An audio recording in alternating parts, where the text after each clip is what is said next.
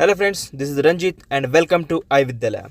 विषय असा आहे की how to study mathematics for MSc-CET. म्हणजेच मराठीतून काय म्हणायचं की मॅथमॅटिक्स हा विषय MSc-CETच्या दृष्टिकोनातून कसा अभ्यास केला पाहिजे या उद्देशाने मी हा व्हिडिओ बनवत आहे.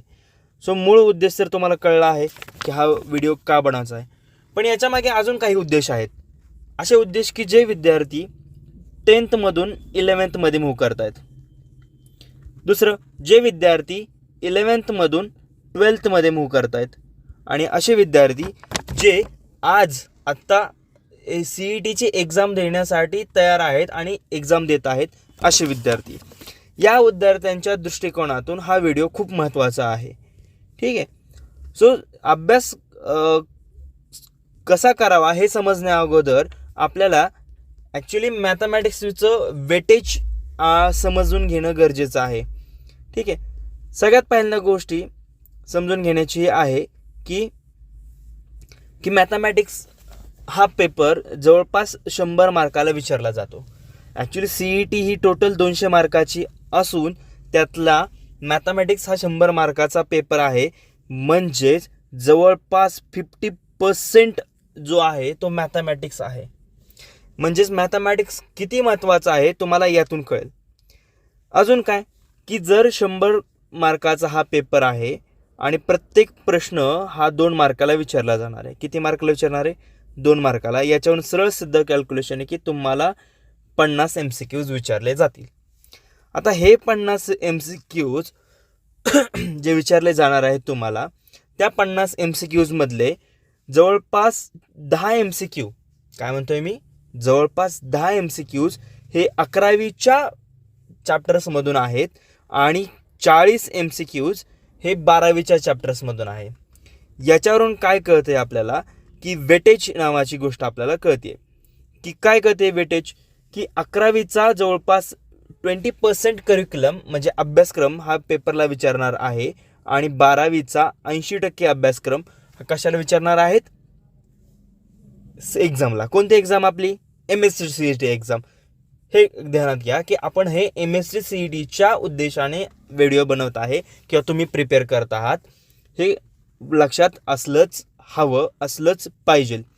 आता जी आपली MSc-CET एक्झाम आहे ती सगळ्यात महत्त्वाची नॉन निगेटिव्ह मार्किंग सिस्टीमवर आधारित आहे. म्हणजेच काय की तुम्ही 50च्या 50 प्रश्न सोडवले आणि 50च्या 50 चुकले तर तुमचा मार्क निगेटिव्ह होणार नाही. येथे ध्यानात. म्हणजे तुमच्या एका प्रश्नाच्या चुकीला मार्क 0 मिळणार. येते. JEE किंवा नीट सारखं निगेटिव्हमध्ये जाणार नाही. आणि विशेष म्हणजे जी मॅथमॅटिक्सची डिफिकल्टी लेवल असेल ती JEE मेन्समध्ये जो मॅथमॅटिक्स विचारला जाणार आहे त्याची जी डेप्थ आहे त्याच डेप्थने हा चॅप्टर विचारला जाणार आहे. हे तुम्ही ध्यानात घ्यावे.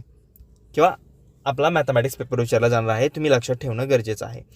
हे तर कळालं की तुम्हाला हा 10 क्वेश्चन्स आणि 40 क्वेश्चन्स हे डिस्ट्रीब्यूट केले आहे 11वी आणि 12वीच्या बेसिसवरती. टोटल 50 क्वेश्चन्स आहेत आणि 100 क्वेश्चन्स. मूळ एक्झाम देण्या अगोदर मुलांना हे समजणं गरजेचं आहे की आपण ज्या एक्झामला जात आहोत ती एक्झाम कशी आहे, तिथं आपल्याला काय करायचं आहे. म्हणजेच काय की युद्धाला जाण्या अगोदर आपले शस्त्र धार करून घेणे. स्पष्ट. आणि ते धार करण्याचं काम आपल्याला 2 गोष्टीतून कळतं की आपल्याला त्याची मार्किंग सिस्टीम आणि वेटेज सिस्टीम याच्यातून कळत येतं. आता धार तर करत आहोत, आत्ताशी तर आपण धार करायला सुरुवात केली. मूळ धार इथून सुरू होते की बाबा सिलेबस काय आहे. आपल्या सिलेबस हा मी 2 गटात डिवाइड केला आहे. एक 11वीचा सिलेबस आणि दुसरा 12वीचा सिलेबस. म्हणजे जो सिलेबस तुम्हाला MSc-CETच्या ब्रोशरवर जो दिला आहे तो सिलेबस मी इथं मेन्शन केला आहे. तर त्या ब्रोशरवर काय दिलं आहे की एक गोष्ट की ह्या सगळ्या 11वीच्या सिलेबसबद्दल त्यांनी प्रॉपर मेन्शन केलेलं आहे. कुठले कुठले एक्झाम्सला विचारले जाणार आहेत हे सगळं प्रॉपर मेन्शन केलेलं आहे.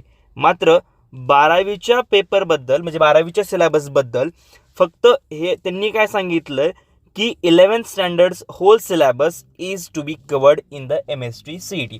म्हणजेच काय, 12वीचे तुमचे जे 2 बुक्स आहेत पार्ट 1 आणि पार्ट 2 याचा जेवढे सिलेबस आहे तेवढा होल सिलॅबस तुम्हाला पेपरला विचारला जाणार म्हणजे जाणार.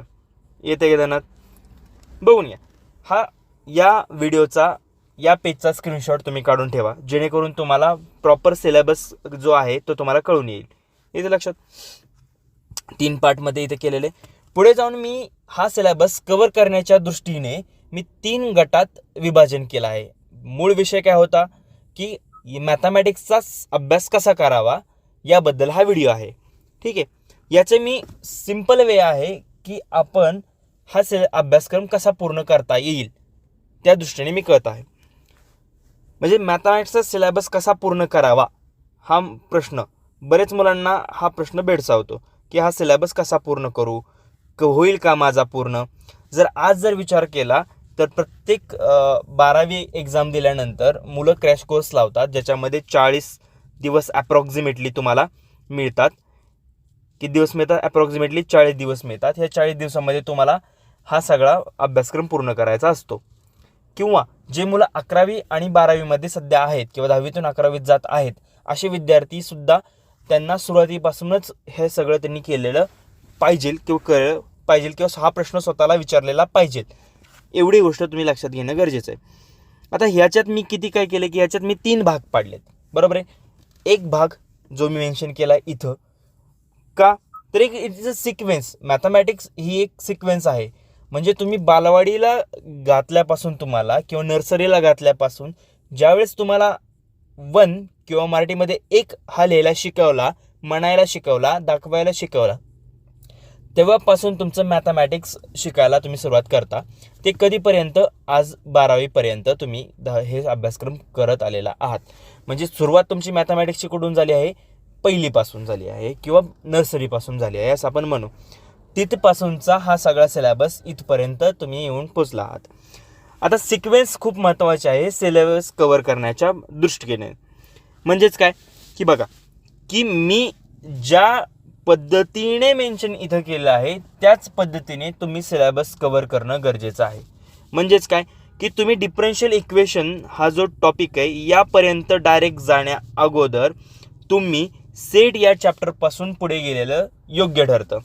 म्हणजेच काय की सगळ्यात पहिल्यांदा मुलांनी जर अभ्यास करायला घेतला तर CETचा किंवा कुठलाही अभ्यास करताना सगळ्यात पहिल्यांदा सेट हा टॉपिक अभ्यास करणं गरजेचं आहे. प्रथम सेट हा पूर्ण केलेलाच हवा, तरच मुलांना सगळ्या कन्सेप्ट क्लिअर होतात. ठीक आहे. सेटमध्ये काय असतं, कशाचा अभ्यास करावा, फंक्शन्समध्ये कशाचा अभ्यास करावा याबद्दल मी सेपरेट व्हिडिओ बनवत जाईल. हळूहळू हे सगळे व्हिडिओ तुम्हाला माझ्या यूट्यूब पेजवर मिळतील. त्यासाठी तुम्ही सबस्क्राईब करा.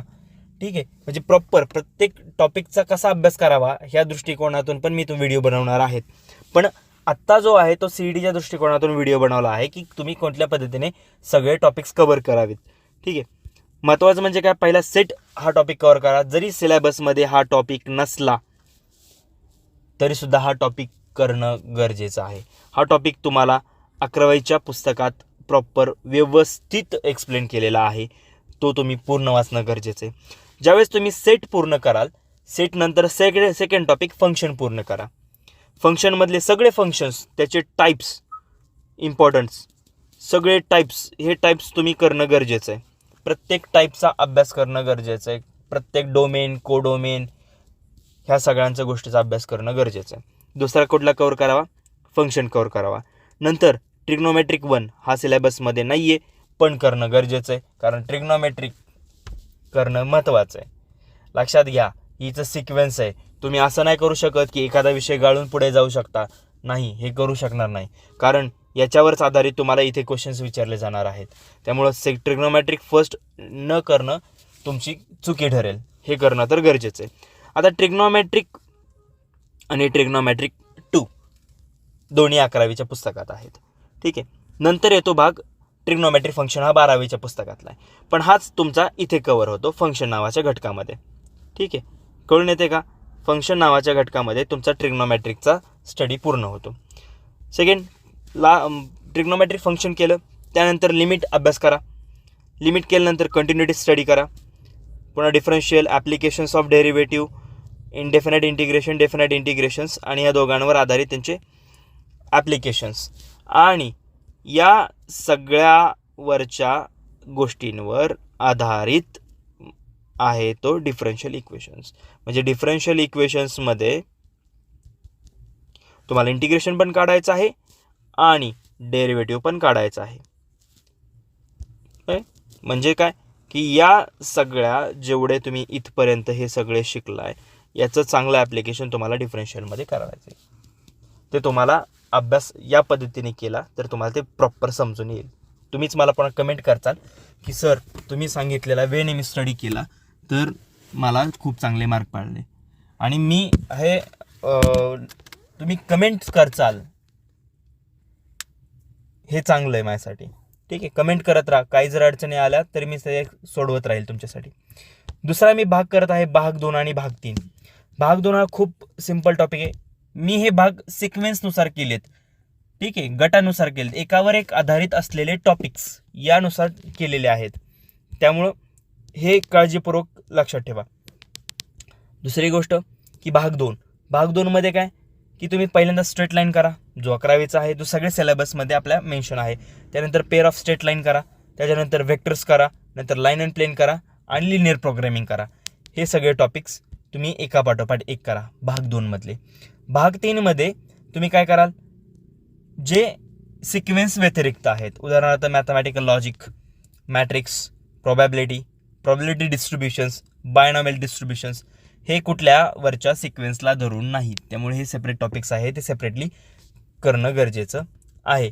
आणि हे काही ऑरमधले टॉपिक्स इम्पॉर्टंट्स आहेत, पण ऑरमधले मी टॉपिक्स हे मेन्शन करतो कारण एक्झामच्या दृष्टिकोनातून या टॉपिकवर जास्त फोकस नसतो. मुळात खूप कमी याच्यावर फोकस राहणार आहे. त्यामुळे भाग 1, भाग 2, भाग 3 प्रॉपर स्टडी केला तर जवळपास तुमचे नाही म्हणलं तरी एक अंदाजित 48 क्वेश्चन्स MCQs कंप्लीट होतात. राहिले 2 क्वेश्चन्स जे आहेत ते याच्यावर आधारित येऊ शकतात. ठीक आहे, त्यातल्या त्यात सगळ्यात महत्त्वाचा म्हणला तर मी प्रॉबॅबिलिटी आणि परमिटेशन्स अँड कॉम्बिनेशन या नावा टॉपिकला महत्त्व देईल. कारण परमिटेशन कॉम्बिनेशन हा टॉपिक का महत्त्वाचा मी म्हणतो तर लक्षात घ्या, जेईमध्ये फिक्स परमिटेशन कॉम्बिनेशन्सवर क्वेश्चन असतो म्हणजे असतोच. ठीक आहे, एक काळजी करून घ्या किंवा तुम्ही परमिटेशन कॉम्बिनेशन केला तर तुम्हाला जेईमधले क्वेश्चन्स सॉल्व्ह होतील. समजतंय? मग अशा पद्धतीने मी यांचं विभाजन केलेलं आहे. तुम्ही स्क्रीनशॉट काढून घ्या, उत्तम पद्धतीने स्टडी करा. अजून काही टॉपिक वाईज मी व्हिडिओ बनवणार आहेत. प्रत्येक टॉपिकमध्ये काय अभ्यास केला पाहिजे, काय नाही अभ्यास केला पाहिजे, यासाठी तुम्ही माझे प्रत्येक व्हिडिओ बघत राहा. प्रत्येक व्हिडिओतून तुम्हाला काही ना काहीतरी योग्य दिशा मिळत राहील. ठीक आहे, धन्यवाद. आत्तापर्यंत व्हिडिओ जेवढा बघितला त्याबद्दल तुमचे आभारी आहोत. पूर्ण व्हिडिओ बघितला त्यांच्यासाठी धन्यवाद, थँक्यू. जे काय आहे